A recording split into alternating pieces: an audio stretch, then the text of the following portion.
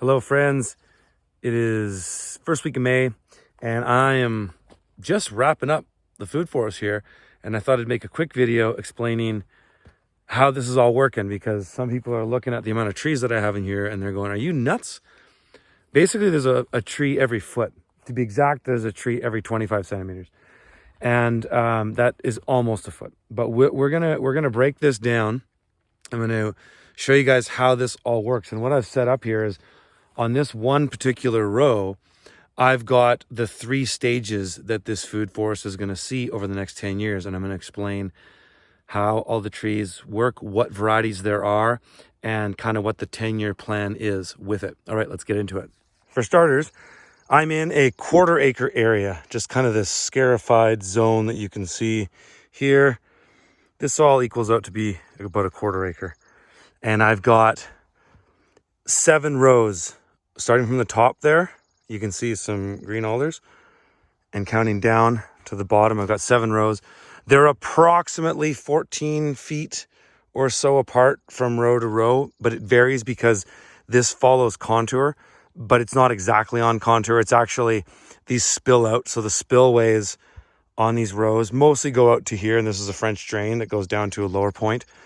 But some of them, no, actually, some of them will spill out on both sides. These ones don't, because they're up right against that ridge. But here, the ridge kind of moves that way. And so these ones can actually spill out that way too. And that's just for, I get 2 torrential rainstorms a year. And flooding doesn't work up in this mountain climate because my soil is super brittle and it's all fractured rock. And so it doesn't hold water. So I can slow it down, but I can't hold it, which is fine. But that's the basic plan of how this works. These rows are all kind of going down this system here, this little valley. There was a deposit of soil here and there was grass here, and that's why I decided to put this thing here. A lot of my landscape is this sort of rough scrub, and this was all logged 50 years ago. Some of these trees I took down. Actually, no, I didn't take any trees down here. These, you can see, they're all old stumps. I've taken trees down on the property, but I didn't take much down here. I took a couple dead ones down here, but that was it. But I've got this scrub, and it's old forest floor that was never regenerated properly. And I'm going to hopefully I can fix that over time, but not the best place to put trees. Whereas a nice little valley in here, great place to put trees. Lots of soil, deep soil, deeper than anywhere else on my property. So I turned it into this terracing system. And what we have here is called the syntropic food forest. And it's on a 30-inch bed, which is, you know me for, and that's been my thing. And so when I heard about this plan for a food forest, I immediately liked the sound of it, because I like straight lines. I can't lie. I like the efficiency for irrigation, which I have yet to put in here. I like it for workflow, access. I like straight lines. I'm a farmer. I'm not so much into the sort of hippy-dippy version of food forest. Not that there's anything wrong with that, but it's just not my thing. I'm a farmer. I like rows. And so that's what we got here. And this is a syntropic food forest. And there's 5 types of trees here that I'm going to go through in category. And this food forest system is time-based, and it changes 3 times. This is what it looks like from year 1 and 2. This is what it looks like from year 3 to 5. And then this is what it looks like. Then this is what it looks like from year 6 to 9, and then this is what it looks like from year 10 and on. And I'll break that down and kind of show you the different types of trees we have and the species accordingly. So what we have on this system is a 6-meter pattern. So from this tree to this tree, it's 6 meters, and then it's essentially the pattern repeats. Halfway down the point, it mirrors. So this here is a mirror image of this. It's like a canon in music. And so I think that's what a canon is. And anyways, it repeats like this. And so then that pattern just goes through all these rows. There's 5 types of trees. The first type is a tree. And at the end of the 6-meter pattern from here to here, that's where I can do my taller trees. If I have them, and I do have a couple. So that's where I put them. And most other trees can go here in the center. And that just comes down to the way that these trees will fill out over time. and how much canopy they need and how much layers of sunlight I can harvest. And that's really what this is about, this syntropic food forest system. I heard about it from a guy named Dakota Cohen. You've probably heard about him. He's a friend of mine, and he kind of adapted this plan from a guy in Brazil, and I forget his name. You can go look it up, but it's called the syntropic food forest. And it's all about trees supporting one another over a period of time. So it's very much a permaculture idea, but it's somewhat methodical. And I think partly that's why I like it. I like straight lines and things that are well thought out.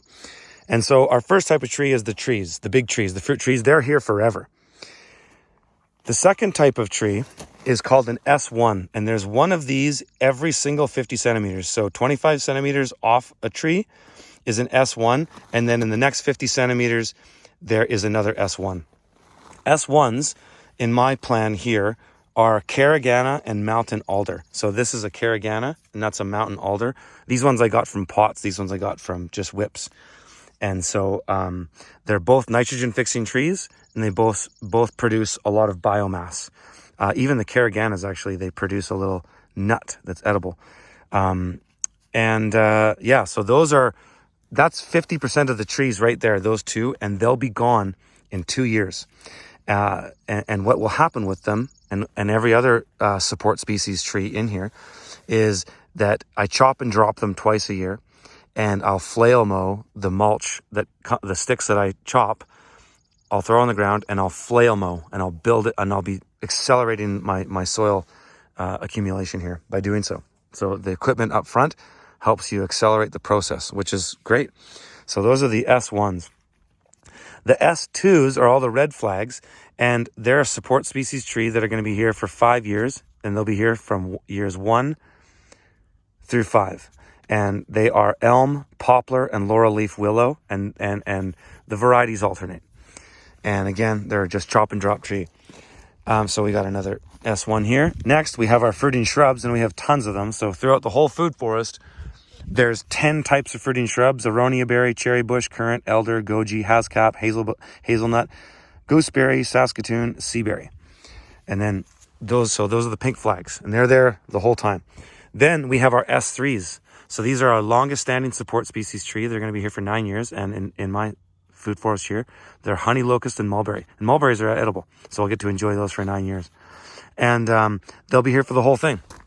And then, or for 9 years. And then the trees and the shrubs are the things that stay forever. So let's walk through it. So this is what it looks like years 1 through 2. A tree every 25 centimeters.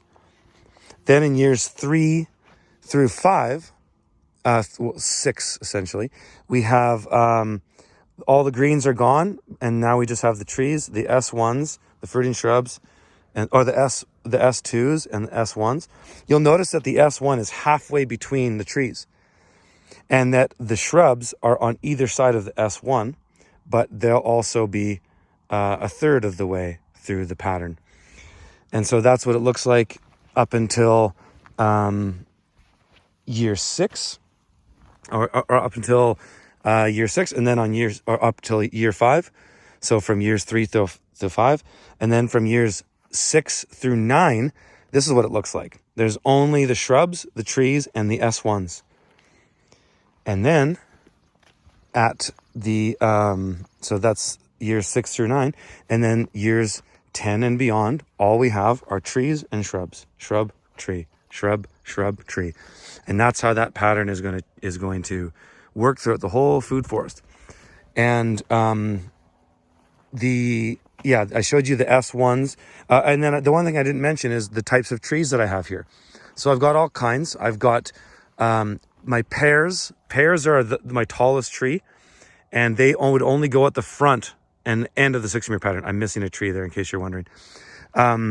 I've got apples. I've got different varieties of apples: Glenora, Norkent, what else? A few other. I've got cherry trees. I've got pears. I've got plums, and I've got cherry plums. And that's what. That's it. That's what I have for trees. And I'll say a few more things about some other stuff too. And so that's the basic plan. You might be asking, what other kind of nuts and fruits am I planting? Well, I kept blackberries, raspberries, and emergent nut trees out of here. I did mention hazelnuts. I have them as a shrub because they are a shrub. They can grow into an emergent tree if you let them, but I won't be in this context. I'll be keeping them small. But you might be asking, what about other nut trees and blackberries, raspberries? I didn't put blackberry, raspberry in here because they have runners, and so I didn't want stuff in here that had runners.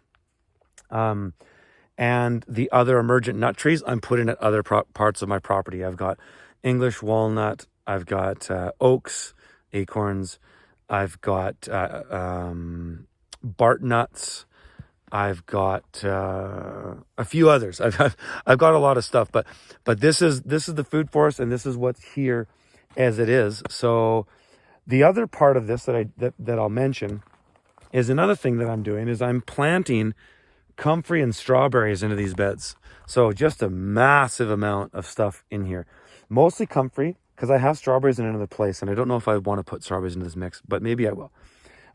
So I'm putting a huge amount of comfrey on the, basically every meter. There's a comfrey plant on both sides of the 30-inch bed here. And those will just be chopped and dropped, as well as just the other stuff that's naturally growing here. I did seed clover on another part of it. It hasn't taken very well, but I've got mullein coming up here, chickweed, grass, of course, some clover. I've got milk thistle. I've got dandelion. I've got all kinds of things that are actually quite beneficial. Most plants in nature are beneficial in some way or another. And I'll just be mowing this and letting the plants get to a certain level of biomass accumulation. Here's a good example. Some of the dandelions are flowering here. That's okay. Actually, some of them are going to seed. So I'm going to mow this today, right now, actually. But what I want is I want to let the plants get to a certain level of growth where there's a good amount of biomass there. And then I mow it before they all start going to seed.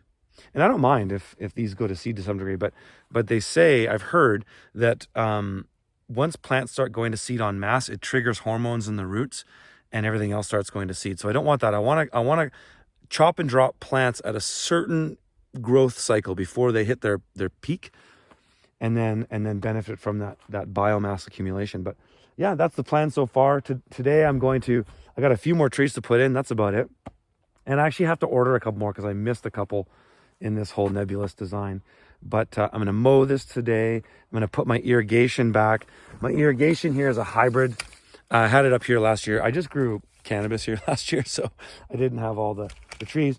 But my irrigation here is a hybrid. There's one drip line, and I just moved this off, so this is going to move up here. The wobblers there go every 3 meters or so, and then there's a drip line for each bed. I'll probably just be running overhead irrigation on this for a while, probably the whole season, because I want all this to green up. I want it all just to grow back as best as it can to what it sort of looked like before I scarified it to make this whole thing here, So yeah, that's what we're going to do. And I hope that video was helpful for you guys. If it was, give me a thumbs up, share it with your friends, and we'll see you in the next one.